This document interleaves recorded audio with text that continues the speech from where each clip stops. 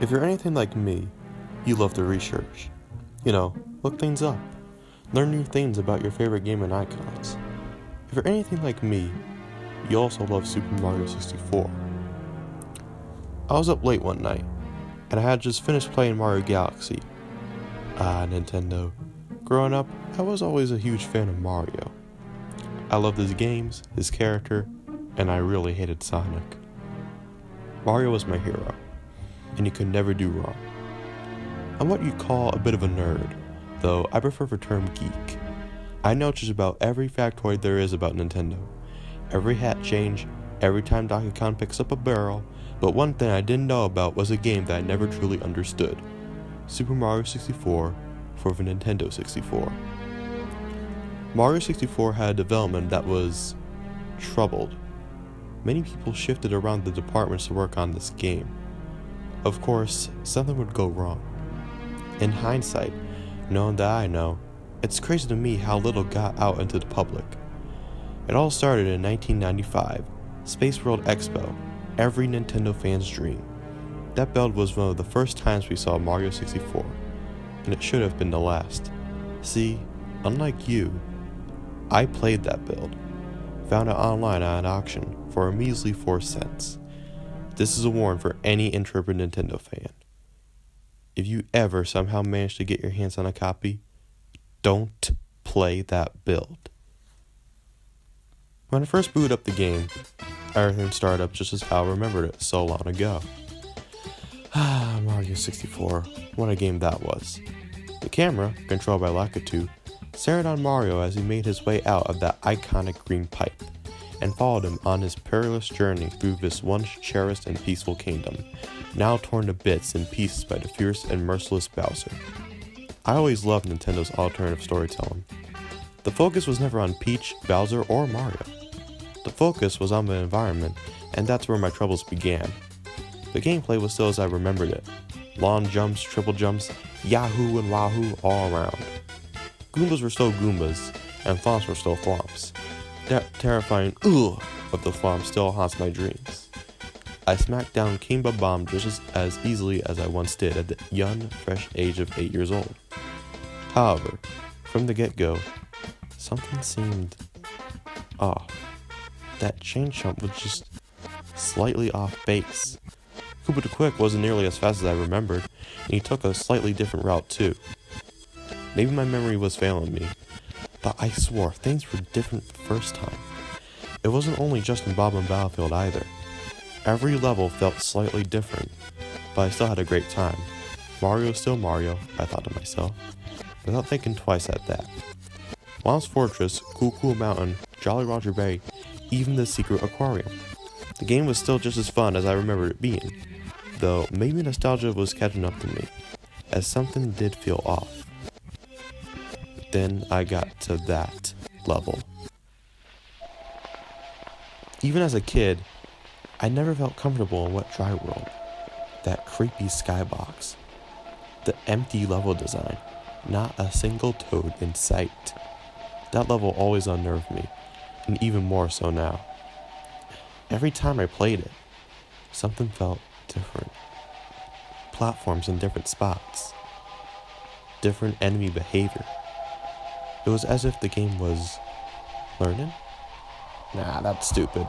Mario 64 is over 20 years old. There's no way it was live. So much of that level felt unfinished, like a beta level left in for some odd reason. The level structure is weird, but twice as weird visiting it the 4th time. Eventually, I realized there was something wrong with this level, and gave up trying to get that last star. I thought to myself, why not get that star somewhere safe? Off the Wild's Fortress I went. Oh, how I would come to regret that. I hopped back into the pain, selected the only star I hadn't gotten yet, the red coin star. That's when I realized that there was something wrong with this build. The game called for 8 red coins as it did in the final build. However, I looked high and low. The 8th red coin could not be found anywhere in the map. I checked in every spot where the red coins were supposed to spawn, but it wasn't in any of them. Surely this was some kind of mistake, right? Things like this should be expected, this being an early build after all. But then I saw it. just in that garden where I always fall, there was a door. I didn't remember there being an interior to Wobb's fortress. I walked through the door cautiously. Right off the bat, things seemed way off. This level was nothing akin to a normal level, nor did it show conventional signs of being incomplete, as would be expected from a typical beta build. What I saw was much more bizarre. Floors untextured, room unlit. I turned into Metal Mario as soon as I walked in, but no music cue played. In fact, there seemed to be an eerie lack of sound in that room. That's when things got really weird. Platforms raising and lowering before my eyes, as if compelled by some unseen thwomp under the level. Enemies spawning and despawning before my eyes. Coins appearing and disappearing. It was weird. Again, the game felt alive, almost as if reacting to my thoughts. A strange pain appeared on the wall. It was a brain? I consider myself an expert on Mario 64, but I have never seen this pain before. I cautiously jumped in, expecting to be transported to a new location. When I heard it, a Boo's familiar laugh, but distorted. It sounded off, as if pitched down and pitched up at the same time. Then my game crashed.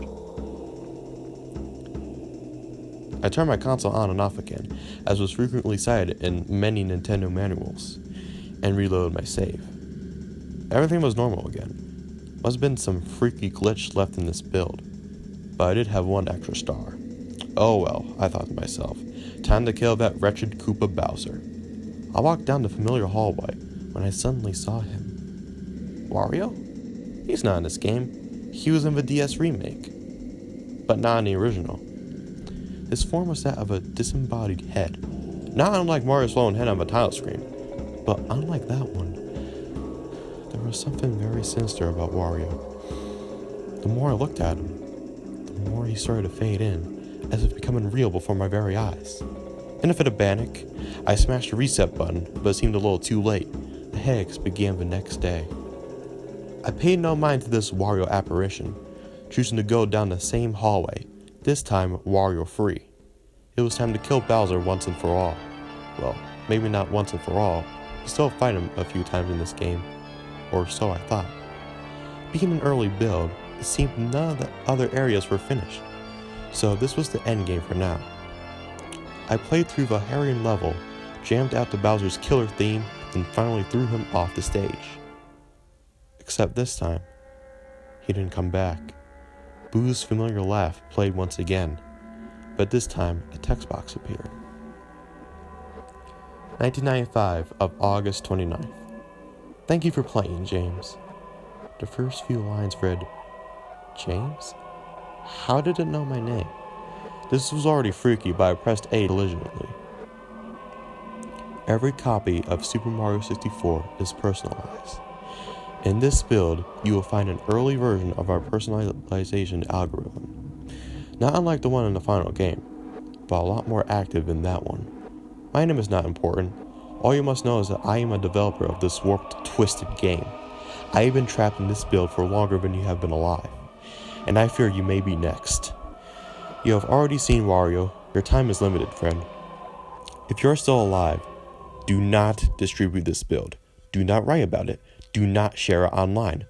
Super Mario 64 is my biggest regret. Do not let it be yours. The text box closed, and the game faded to black.